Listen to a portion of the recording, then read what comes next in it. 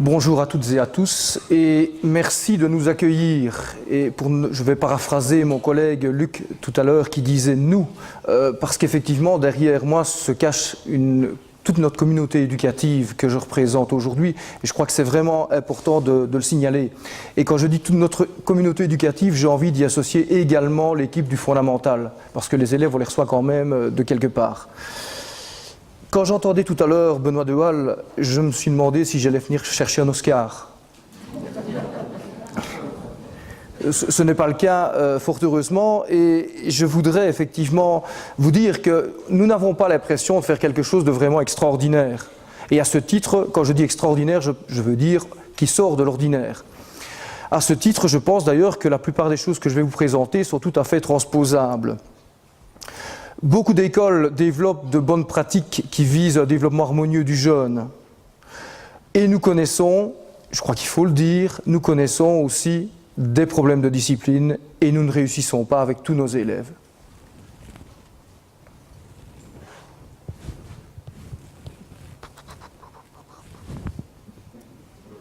Voilà.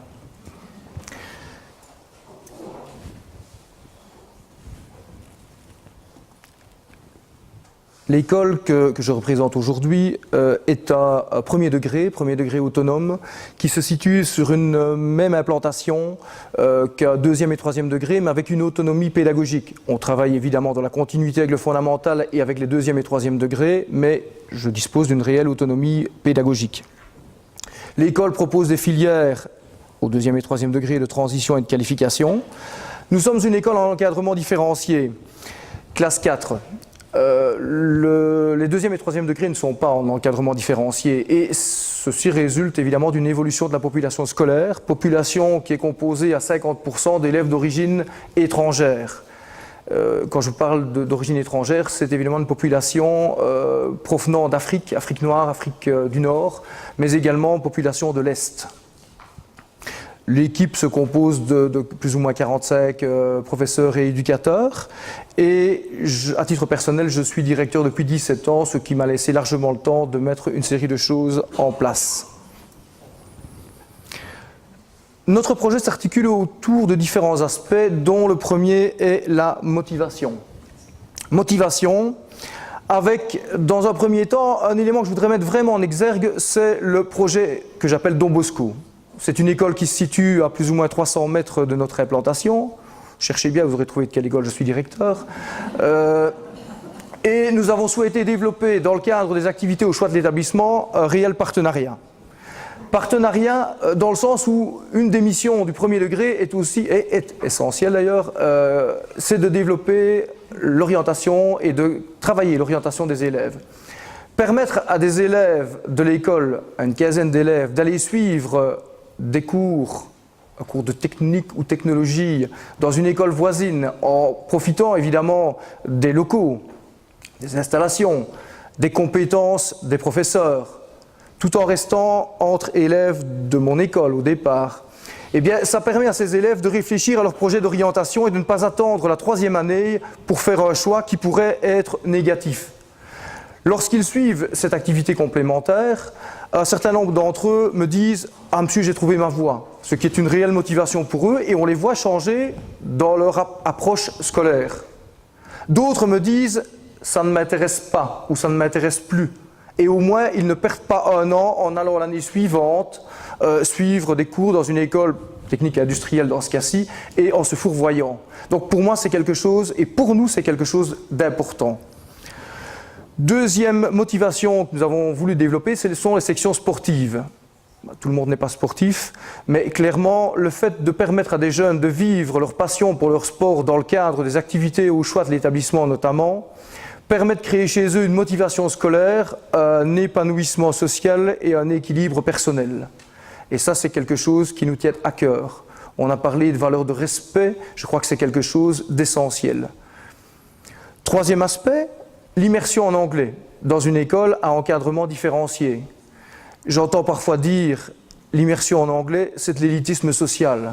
Venez chez nous voir si c'est vraiment de l'élitisme social et vous verrez que ce n'est pas le cas. Par contre, c'est un projet motivant pour toute une série d'élèves qui fréquentent notre établissement. Et troisième aspect, les activités complémentaires que je vais rapidement évoquer. Donc les élèves choisissent soit une activité à 4 heures, 3 heures de sport plus 1 heure de cours qu'on appelle sciences sport qui permet effectivement de travailler l'hygiène du sportif, l'alimentation, les principales blessures. C'est évidemment très motivant pour les jeunes. Et le cours de technologie auquel j'ai fait allusion dans le projet d'Obosco, où ils choisissent alors 2 activités complémentaires à 2 heures, parmi lesquelles, vous le voyez, des remédiations en français et en mathématiques sur lesquelles je reviendrai dans le point suivant. Remédiation, autre élément important dans notre projet. 12% du NTPP est consacré à la remédiation. Donc ce n'est pas tout à fait la même chose que ce que j'ai pu entendre tout à l'heure, mais 12%, il faut quand même bien dire que l'encadrement différencié nous permet de bénéficier de 32 heures. 12 heures sont utilisées pour une médiatrice dont je vous parlerai tout à l'heure, et 20 heures sont utilisées dans le cadre des activités de remédiation. Quel type de remédiation? Une remédiation intégrée à la grille horaire.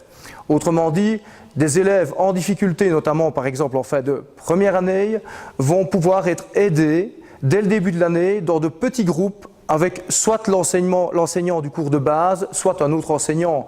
On essaye que ce soit l'enseignant du cours de base, mais on pourrait aussi discuter et disserter là-dessus, parce qu'effectivement, dans certains cas, c'est mieux que ce soit l'enseignant du cours de base, dans d'autres cas, il vaut mieux que ce soit une autre personne. Donc, on ne va pas entrer dans cette polémique-là.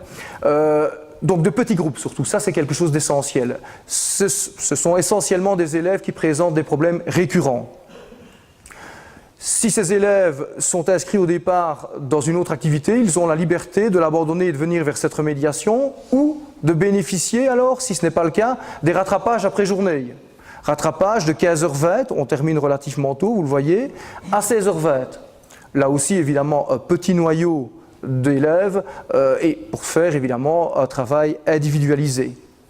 Et puis nous proposons aussi, pour peu d'élèves, c'est une douzaine d'élèves qui sont d'ailleurs déterminés par le conseil de classe de Toussaint en première année, nous proposons une étude dirigée avec un partenariat extérieur qui est le Rotary, qui permet évidemment d'avoir une aide financière pour les enseignants qui travaillent là à titre, je veux dire, quasiment bénévole, en tout cas volontaire.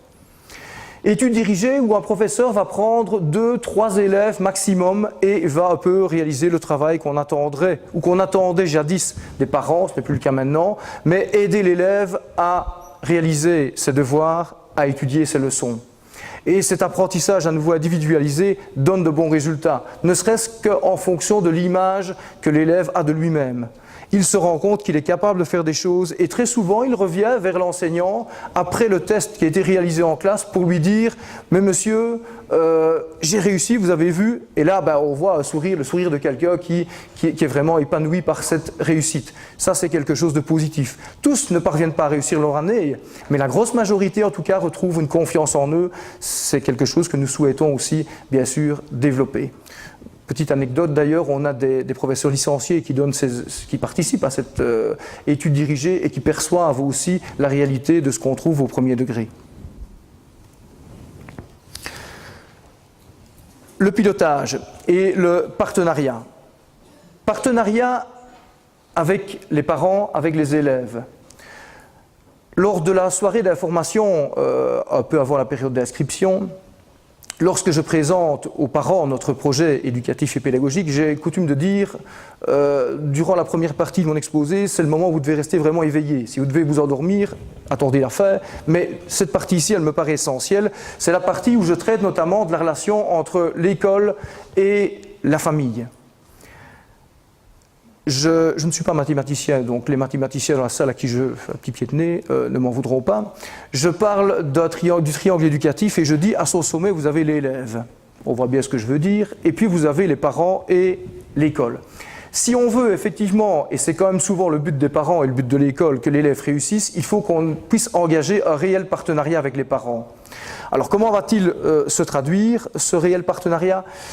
D'abord parce qu'il y aura un suivi, évidemment, il y aura une relation entre les parents et l'école. Dès qu'il y a un problème, je vais dire d'ordre disciplinaire, mais comme dans beaucoup d'écoles, nos éducateurs téléphonent aux parents pour les mettre au courant. On les rencontre. S'il y a des soucis Dans les matières, les professeurs vont aussi avoir des contacts avec les parents, et à titre personnel, je reçois tous les parents des élèves en difficulté, c'est-à-dire en situation d'échec, en janvier et en mai. De manière, en janvier, à la moitié de l'année scolaire, à voir ce qu'on peut mettre en place pour aider l'élève à s'en sortir, et en mai, afin de déjà, évidemment, envisager la suite de la scolarité de l'enfant. Et donc, l'apprentissage individualisé des élèves est également important, et le suivi individualisé, grâce notamment à notre médiatrice sur NTPP, encadrement différencié, qui va, d'une part, gérer les difficultés relationnelles entre élèves ou entre élèves et enseignants, d'autre part, avoir énormément de contacts avec les familles. Ça, c'est vraiment de ses rôles principaux, et notamment tout ce qui est décrochage, s'il faut intervenir. J'essaye aussi à titre personnel de rencontrer à la Toussaint, c'est-à-dire après le premier bulletin, les élèves en difficulté, en grosse difficulté, pour voir avec eux la raison de ces difficultés et essayer de voir ce qu'on peut mettre en place. Travail en équipe, c'est essentiel. C'est la base d'ailleurs de notre projet. Tous les lundis matins à 9 h, nous avons une réunion éducateurs PMS et direction pour parler des problèmes de la semaine précédente et envisager la semaine qui vient. Donc, réunion hebdomadaire. Nous avons également un comité de pilotage qui regroupe tous les coordinateurs de branche, qui eux-mêmes réunissent évidemment leurs professeurs. Et ce comité de pilotage se réunit tous les trimestres pour développer les orientations pédagogiques de l'école. Et puis, il y a évidemment également les équipes disciplinaires. Les équipes disciplinaires, ce sont les professeurs qui ont l'occasion de se rencontrer, et le fait de travailler en équipe a été favorisé par les leviers institutionnels. Quel type de leviers institutionnels? Évidemment, le décret inspection qui a fait que maintenant on est inspecté, et donc on essaye évidemment que les choses se passent correctement. Et deux, les épreuves d'évaluation externe certificatives qui sont là et qui ont permis de développer ce travail en équipe, et au besoin de faire appel, parce que c'est le cas, aux conseillers pédagogiques, que je salue au passage pour le travail effectué.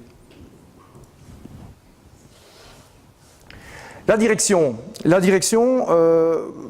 moi j'envisage le travail que j'effectue de manière proactive, je vais le développer par après, et je pense qu'il est important qu'elle se situe dans un réseau. Réseau au niveau évidemment de la relation avec d'autres directeurs. Un exemple, il y en a beaucoup, mais un exemple, dans le diocèse de Liège dont je proviens, nous avons mis en place un groupe informel de directeurs de DOA qui se rencontrent plus ou moins 5 fois par année, et ce groupe partage ses expériences à tout niveau dans la gestion des élèves et dans l'approche pédagogique du premier degré. C'est quelque chose de très riche, et vraiment, s'il y a bien un endroit où je veux continuer à être, c'est bien dans ce groupe de travail. Vision proactive, juste une petite chose. Si la AS, par exemple, devait disparaître, qu'est-ce que nous pourrions faire à l'école ? Et ça, évidemment, ces réflexions émanent ou sont issues aussi du travail qui a été réalisé dans le cadre du livre blanc. On souhaiterait en tout cas pouvoir bénéficier d'une deuxième année commune avec les avantages de la deuxième S, c'est-à-dire une certaine liberté d'action. Vous voyez évidemment, c'est ce que j'appelle la 2S qui est bien dans cette présentation, une deuxième commune, et pas une deuxième S telle qu'on l'entend actuellement, mais qui a la liberté d'action de la 2S actuelle. Et puis peut-être au terme de 2 années, accepter une 3P orientante, parce qu'une des difficultés que nous vivons dans les premiers degrés, c'est d'avoir des élèves qui stagnent, si j'ose dire, qui restent au premier degré, qui n'en veulent pas, et qui ont envie de développer quelque chose, et qui font que c'est parfois très très difficile à gérer, et qui nous amènent à connaître, c'est vrai, des échecs. Un maître mot pour terminer, l'autonomie. De grâce, ne nous enfermez pas dans un carcan, laissez-nous une certaine liberté d'expression. Merci de votre attention.